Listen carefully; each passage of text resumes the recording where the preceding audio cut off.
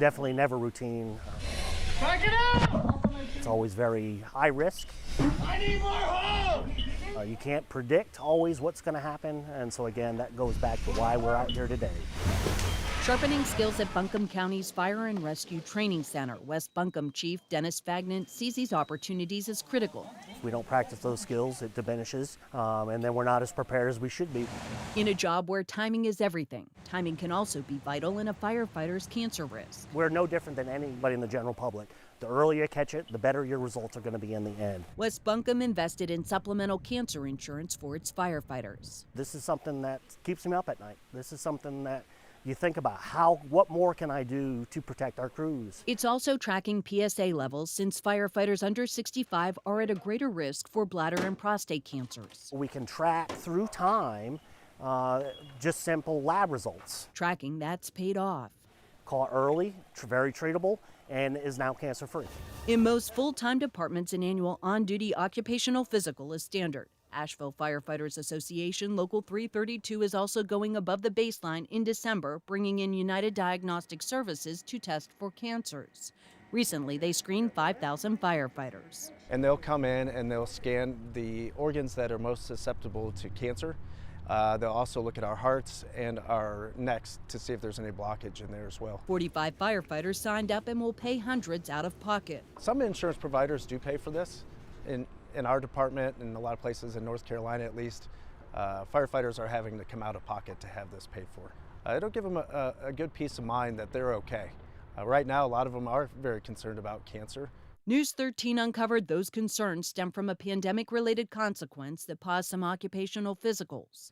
Reaching out to departments statewide in 2020, Raleigh and Black Mountain paused firefighter physicals for the year. While Waynesville's been paused for 2 years, all have resumed. The delays, however, relating to healthcare staffing.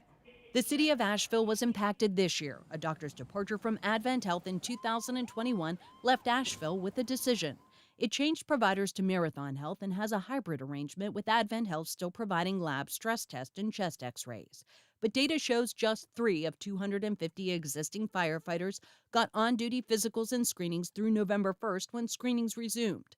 City firefighters could have used their private provider for a physical that would have been reimbursed.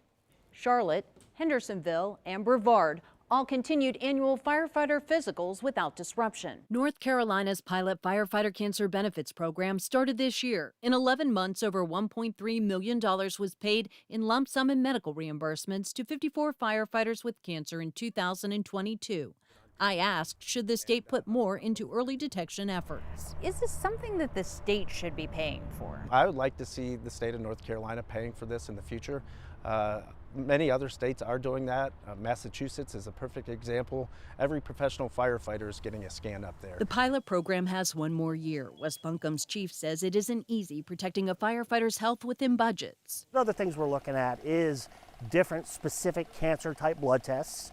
So we'll look at genes to see if there's a possibility that one or someone may be more risk than others, and that way we can focus treatment and preventative treatment. Making the path forward toward better health and fewer risks not always clear. And it's difficult.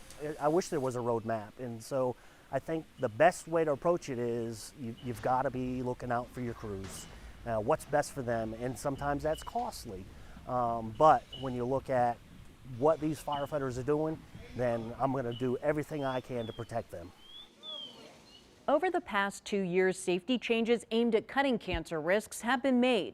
The state's Fire Chiefs Association Cancer Survey reveals more departments providing 2 sets of turnout gear so one is always clean, while fewer are requiring annual physicals. And those moving to clean cab concepts, meaning dirty gear is kept out of the passenger area, has doubled. There's more data at WLOS.com. In the studio, Jennifer Emmert.